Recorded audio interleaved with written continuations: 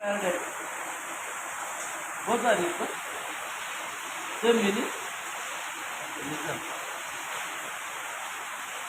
అయితే యేసును నమ్మితేనే పరలోకం ఇస్ ద టైటిల్. ప్లీజ్ దయచేసి గుర్తుపెట్టుకోండి. దీనికి రెఫరెన్స్గా మత్తయి 16:26 ఒకటి, తర్వాత లూకా 23:43 ఒకటి రెండవ రెఫరెన్స్, మరి మూడవ రెఫరెన్స్ మార్కు 16:17. ఇవన్నీ link reference for this title. అయితే మరి మిత్రుడు కోరినట్లుగా మరి sir in English you have Bible English, please open the Matthew 16:26 is the link reference for this main title topic.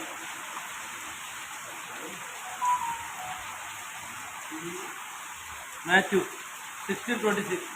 Just please, no time. Read out speed. You write this is the system. Just read out. Matthew. For what is a man profited Yeah. if he shall gain the whole world and lose his own soul? Or what shall a man give in exchange for his soul? Okay. Second reference, Luke 23. Luke 23 verses 43.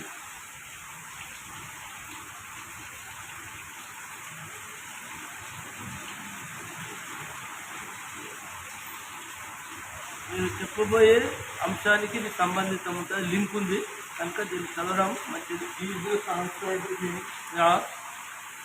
Truly I tell you, No. today you will be with me in paradise. Friday. Okay, very good. And Johann 14 verses 6. He said Mark 16:17. 14. Johann 14. He did not say Jesus. Yes. Yes. Johann 14 verses 6. John. John. Okay, just a minute, please.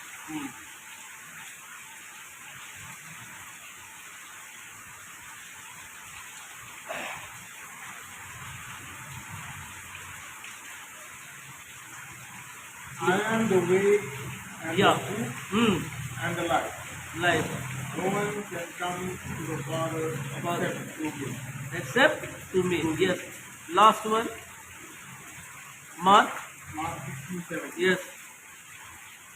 16 verses 15. Sorry. Mark verses 15. Yeah. Mark. Sarvalokam.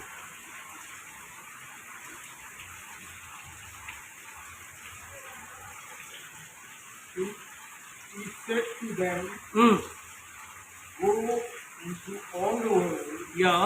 and preach the gospel to all creation. Yes, సర్వలోకంలో సర్వ సృష్టికి సువార్త ప్రకటించమని చెప్తారు.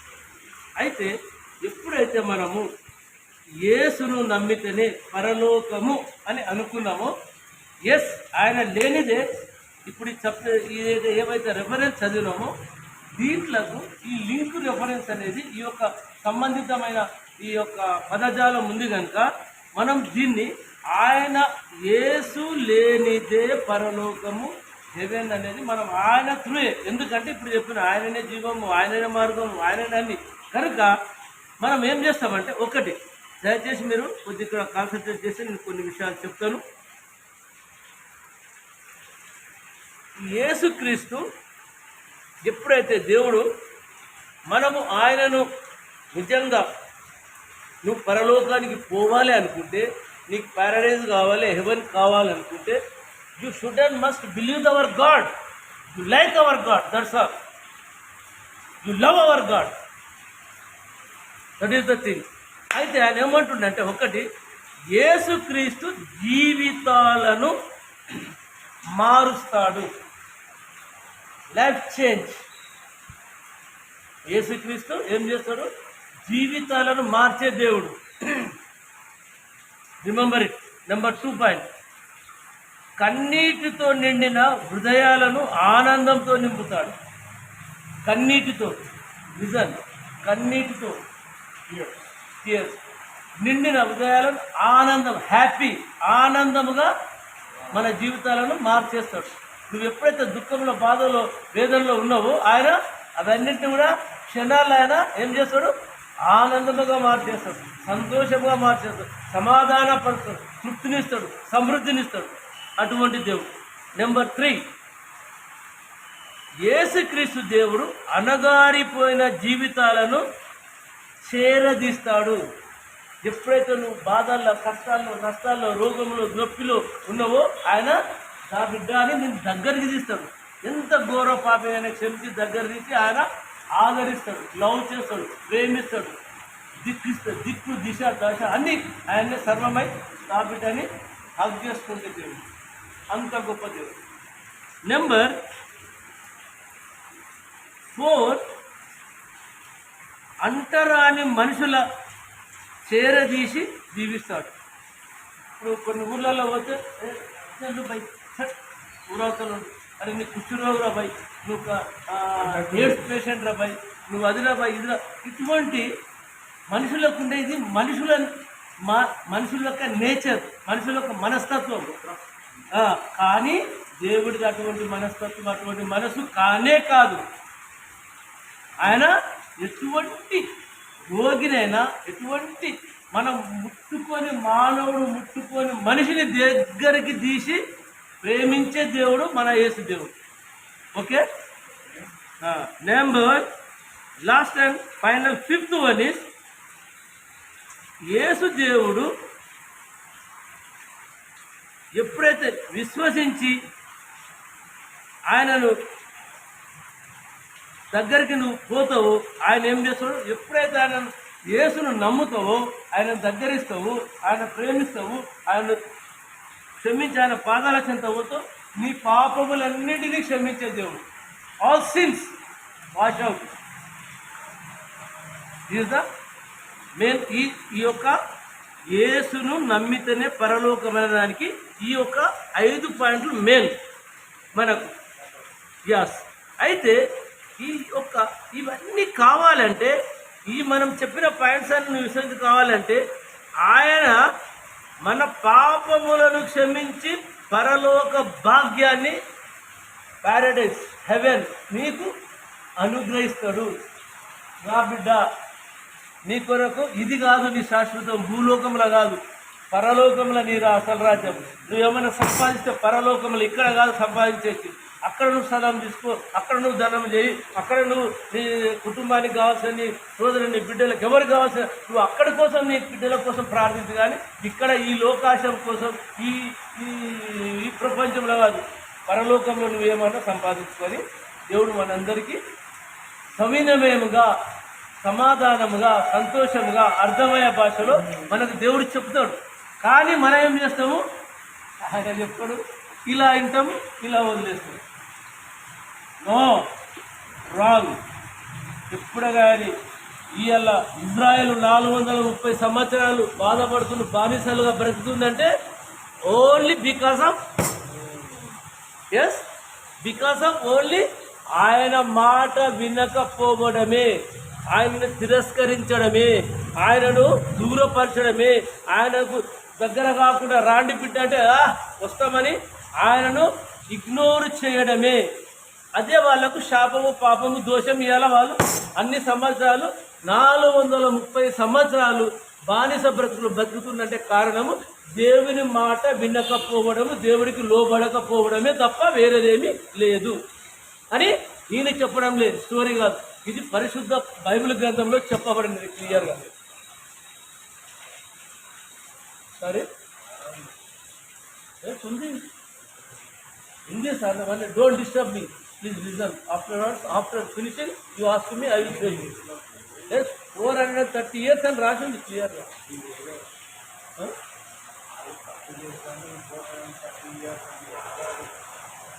దేవుడు మాట వినకపోవడానికి sir మరి ఏం చెప్పండి రీజన్ చెప్పు ఇప్పుడే క్లారిఫై అయిపోయింది. ఆశీర్వాదం అది అదే మరి ఎందుకు వాళ్ళు బానిసలు ఎందుకు బతున్నారు? బానిసలు బతకలేదు. అదే మళ్ళా వాళ్ళు వాళ్ళు విస్తరించడానికి ఆ స్థలం అవసరమైంది కాబట్టి అక్కడ ఉన్నారు. అక్కడ ఉంది ఈయన మాట వినకపోవడానికి కారణమే అక్కడ వాళ్ళు పోవడం జరిగింది. అదే దేవుడు ఉంటే వాళ్ళకు చూపిస్తాం. అయితే తర్వాత మాట్లాడు. అయితే ఆ విధంగా దేవుడు ఆజ్ఞకు వాళ్ళు లోపలే. ఆయన ఒక మాట నిజం ఆయన అంటుండు కానీ కరెక్ట్ మేబీ ఉండొచ్చు. నాకు తెలిసింది ఏంటంటే ఆయన మాట ఎక్కడైతే పాలు తేనెలు పారే మంచి దేశంలో కనాన దేశంలో తీసుకుపోతానని దేవుడు చెప్పిండు. మరి ఉన్నది కానీ మళ్ళీ సారట చూద్దాం తర్వాత అందేందో అట్లా చెప్తే నేను తీసుకుపోతా బిడ్డ అంటే రాలేదు దేవుడు. ఆయన మాటను చెవి ఎగ్గివేసిందంటే వినకపోయిరి, తిరస్కరించి.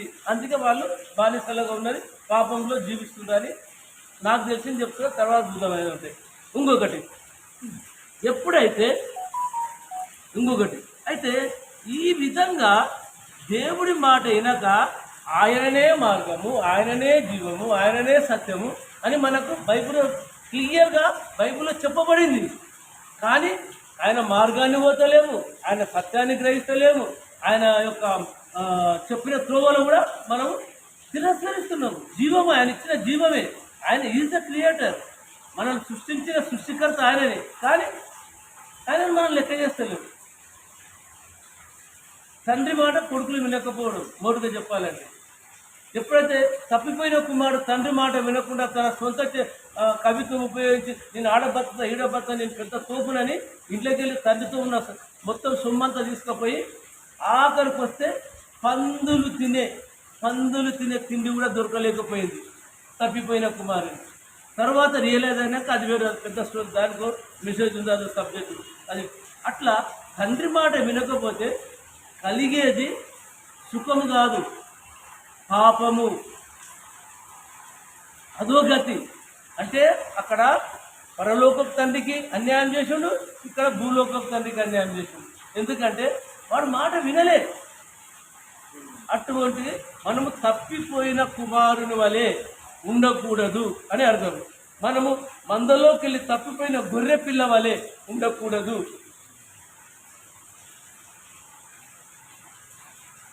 అది అయితే ఇంకొకటి ఏంటంటే జస్ట్ ఈ అన్నిటికీ ఒకటి మరి ఈ దాన్ని కొద్దిగా రెఫరెన్స్లు ఇంకో కొద్దిగా పెడదాము. పెట్టి ఇంకొకటి ఏంటంటే మనము ఒక చిన్న ఎగ్జాంపుల్ తర్వాత ముగించేస్తా, టైం లేదు.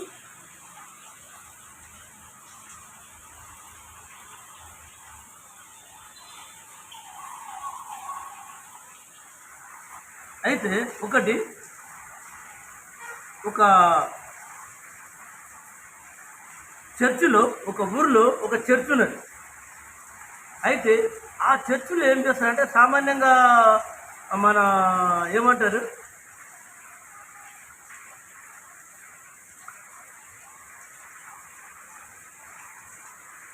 మనము యేసును నమ్మితేనే పరలోకము అను సబ్జెక్టు మీద టాపిక్ మీద ఇప్పుడు నేను ఎలాగ మీకు చెప్తున్నానో అలాగే అదే రీతిగా ఒక పాస్టరు ఒక చర్చిలో సేమ్ ఎగ్జాంపుల్ మన చర్చిలో మన పాస్టర్లే ఎవరు XYZ చెప్పనే కానీ ఎవరో దాని వాళ్ళు చెప్పినట్టు ఆ పాస్టర్ ఏం చెప్తున్నాడంటే దేవుడు ఎప్పుడైతే నువ్వు యేసును నమ్ముతావో నీకు పరలోకము, ఆయన నమ్మకపోతే లేదనే సబ్జెక్టు మీద ఆ పాస్టర్ ఆ చర్చిలో మెసేజ్ చెప్పడం జరిగింది. అయితే ఆయన ఏం చెప్తున్నట్టే ఇప్పుడు నేను చెప్పిన పాయింట్లన్నీ ఏది నీ కన్నీరు దూడుస్తాడు, నిన్ను బాగు చేస్తాడు, నువ్వు రోగివైన నిన్ను ముట్టుకుంటాడు, నువ్వెంత పాపం చేసినా ఘోర పాపం క్షమిస్తాడు, మరి అనగారిపోయిన జీవితాన్ని ఆయన బాగుపరుస్తాడు. మరి ఎంత అంటే నువ్వు నీ పాపంలన్నీ క్షమించి నేను ఇప్పుడు చెప్పిన 5 పాయింట్లన్నీ ఈ పాస్టర్ గారు ఆ యొక్క చర్చిలో తన లాంగ్వేజ్లో తెలుగులో అక్కడ ఆ చర్చిలో కాంగ్రిగేషన్కు సంఘస్థులకు చెప్పడం జరిగింది. అయితే ఆ సందర్భంలో ఒక సామాన్యంగా ఇప్పుడు మనం సండే నాడు చూస్తే ఈ ముందర గేట్ దగ్గర ఎవరు ఉంటారు? లాస్ట్ మనం చూస్తుంటాం general common and then next భిక్షగాళ్ళు పైసలు ఆడుకుంటారు, గేట్ దగ్గర ఉంటారు. ఎవ్రీ సండే మేము అంటే మీరు రాలే కానీ మనకు తెలుసు. ఈ గోతనే అయ్యా అయ్యా అయ్యా అయ్యా అని డబ్బులు అడుగుతారు, భిక్షాటనే చేస్తారు. అడక తినేవాడు అడిగేవాడు. అయితే ఆ అడక తినేవాడిలో ఒక తెలివైన ఒక భిక్షగాడు, ఒక భిక్షాటన చేసే ఒక వృద్ధుడు ఏం చేశాడంటే, అక్కడ ఇది చర్చు, ఇలా కూర్చున్నాడు గడి దగ్గర.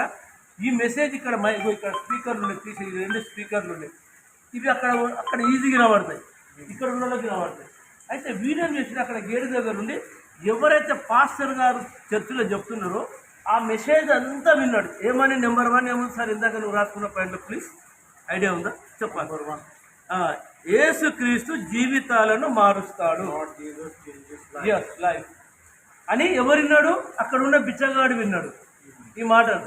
ఎక్కడ మనసు పెట్టలే, ఫుల్ ఏకాగ్రతలో కాన్సన్ట్రేషన్ చేసి మనసంతా ధ్యానము, తనువు, మనువు, మనసు, శరీరం, హృదయం ఇక్కడ పెట్టి ఈ మాట విన్నాడు. ఏమని ఫస్ట్ మాట ఏమన్నాడు?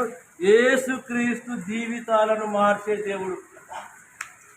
ఏంది దేవుడా? నేను ఇన్ని చర్చిలు, ఇన్ని టెంపుల్లు, ఇన్ని కాశీ టు కన్యాకుమారి పోయినా, ఇన్ని ఆలయాలు ఎక్కడ ఇటువంటి మాటలు చెప్పలేదు. ఏ పూజారి చెప్పలేదు. మొక్కుకో పీజు ప్రసాదాలు తిని బిడ్డ చెవులో పువ్వు పెట్టి పంపించుండు, అక్షంతలు వేసిండు. కానీ ఈ పాస్టర్ ఏం చెప్తుండు? యేసుక్రీస్తు దేవుడు జీవితాలను మారుస్తాడు. నేను నిజంగా ఎంత బాధలో ఉన్నా, నా జీవితం ఇలా అడుగు తింటున్నా, నాకు ఇంత బాధ అయింది. నా యేసుప్రభు నా తండ్రి నా జీవితం మారుస్తాడంట, నిజమా అని వాడు ఆ పాయింట్ మైండ్లో పెట్టుకున్నాడు. నెంబర్ 2, ఆ భిక్షగాడు ఇంటున్నాడు, నేను కాదు చెప్పేది, అతను ఇంటున్నాడు. కన్నీటితో నిండిన హృదయాలను ఆనందంతో నింపుతాడు. ఎన్నిసార్లు ఏడ్చినా, ఎన్ని గుళ్ళల్లో పోయినా, ఎన్ని మసీదులలో పోయినా, ఎన్ని తీర్థయాత్రలు చేసి ఎక్కడెక్కడో భిక్షాటన చేసిన, కానీ నా కన్నీటిని తూర్చి నాకు ఆనందం ఇచ్చే దేవుడు ఇప్పటివరకు నాకు కనిపించలేదు, దొరకలేదు, చూడలేదు, వినలేదు, కనలేదు.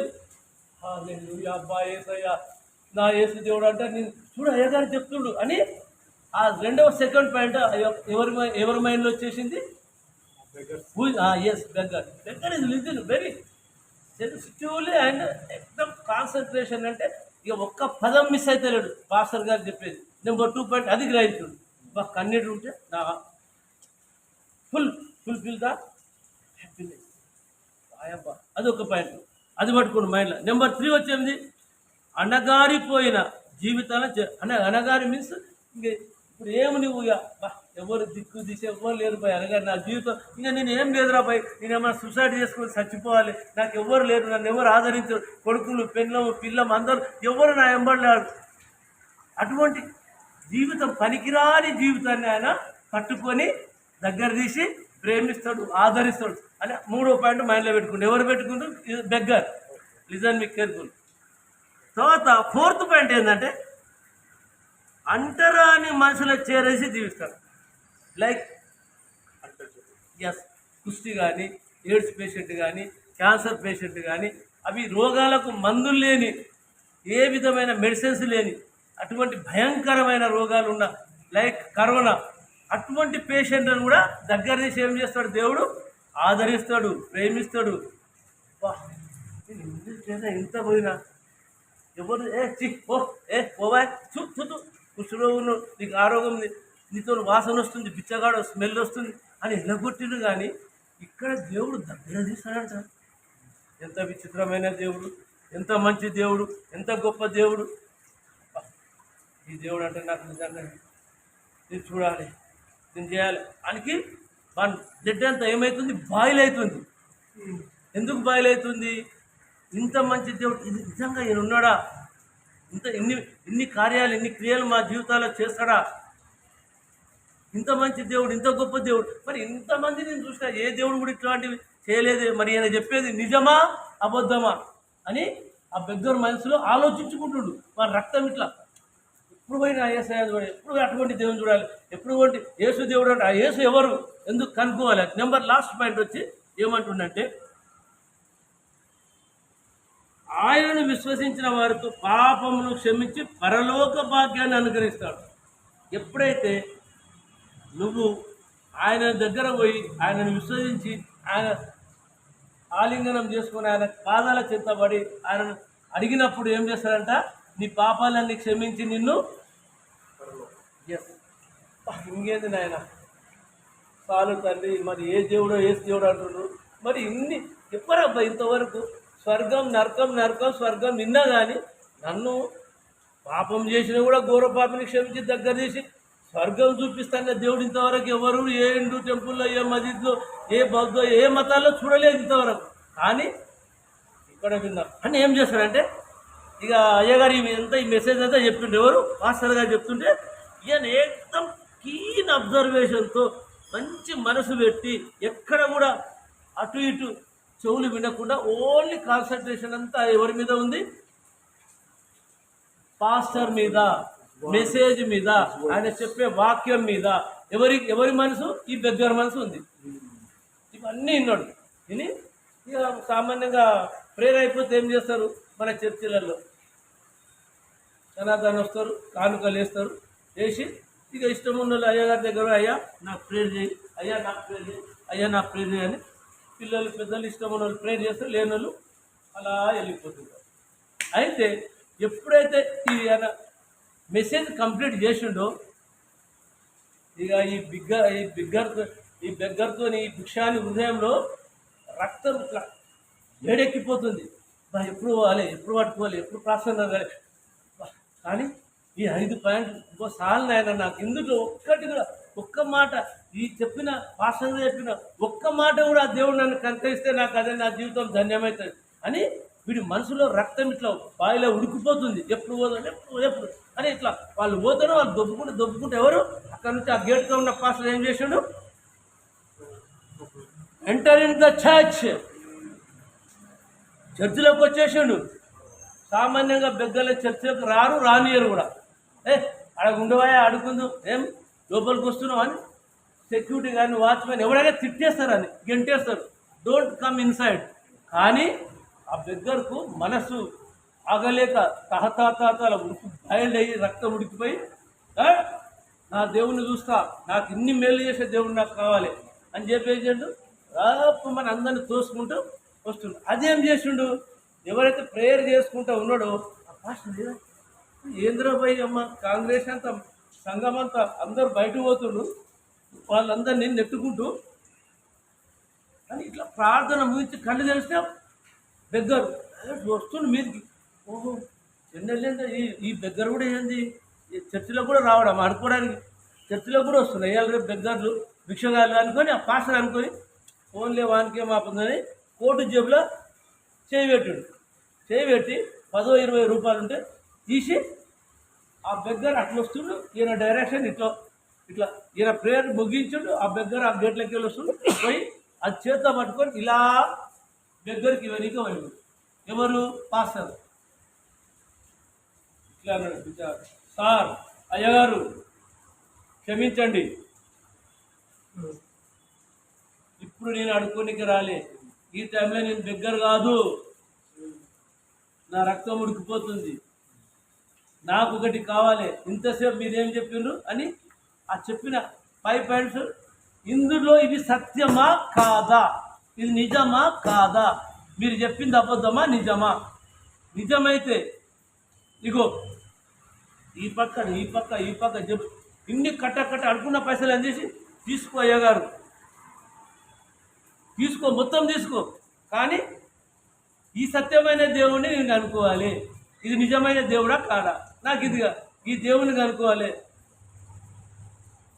ఈ దేవుడు ఏంటి, ఇది నిజం జరుగుతుందా నా జీవితంలో, నాకు ఇది కావాలి, మీకు కావాలి నా పైసలు. ఎప్పుడు ఈరోజు అడుక్కున్న పైసలు మన్నట్టు అన్నీ ఈ జేబులు ఆ జేబులు అన్నీ తీసి పాస్టర్ చేతిలో పెట్టనీకపోతే పాస్టర్ వండరు.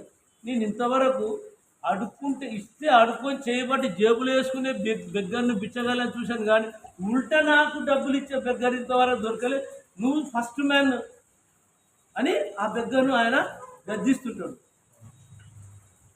ఆగుపోయి నీకేం కావాలయ్యా, ఎందుకు నువ్వు అట్లా ఎందుకు టెన్షన్ పడి, ఎందుకు నువ్వు ఈ విధంగా చేస్తున్నావు, నీకు బాగా నిద్ర వస్తుంది, అయితే ఏమిటిది,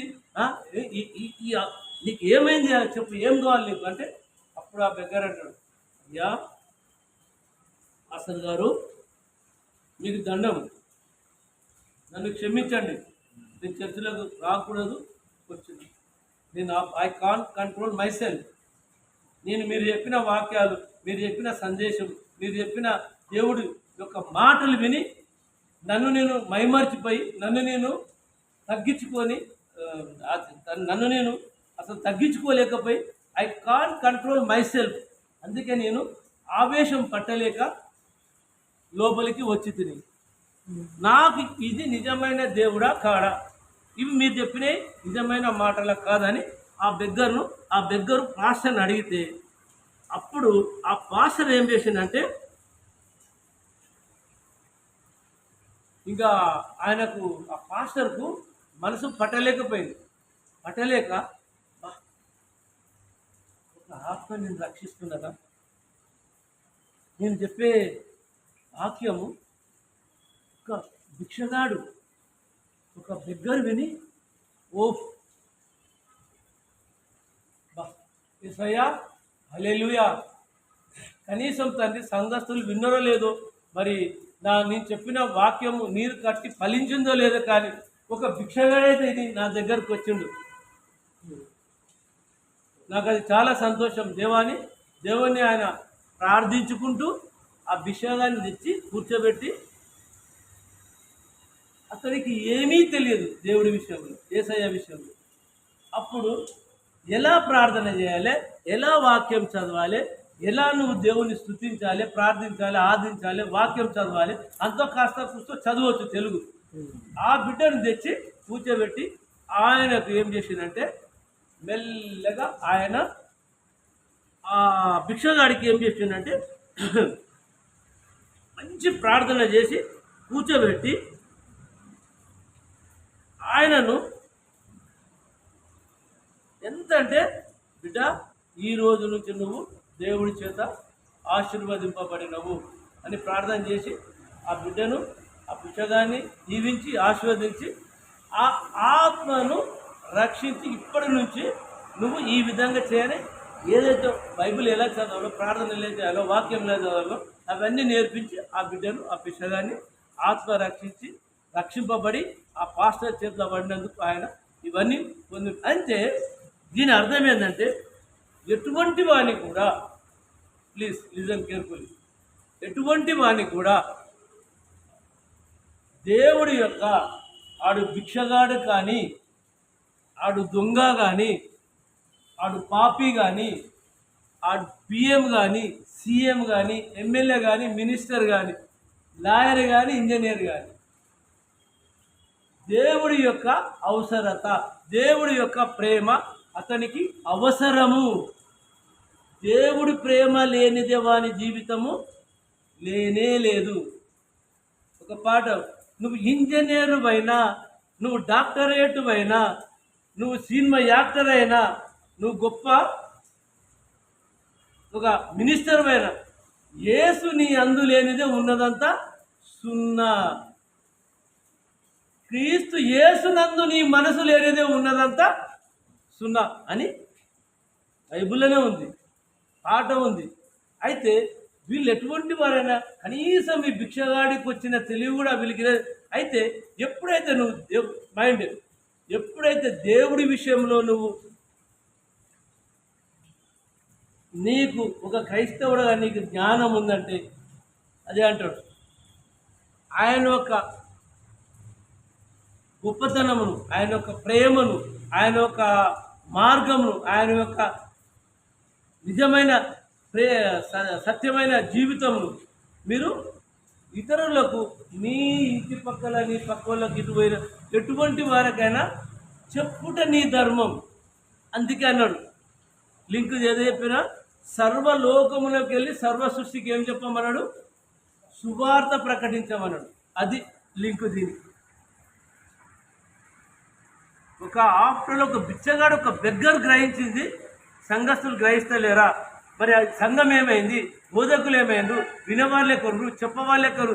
కనుక ఇప్పటికైనా నా ప్రియ బిడ్డలారా, నా సంగమా, నా సహోదరి సహోదరులారా, మీరు సర్వలోకములకు వెళ్ళి సర్వ సృష్టికి సువార్త ప్రకటించాలని దేవుడు కోరుకుని, అది ఆయనకి ఇష్టమైనది. అయితే ఒకటి జస్ట్ ఇంకా ఒక డిస్టర్బెన్స్ చేస్తా.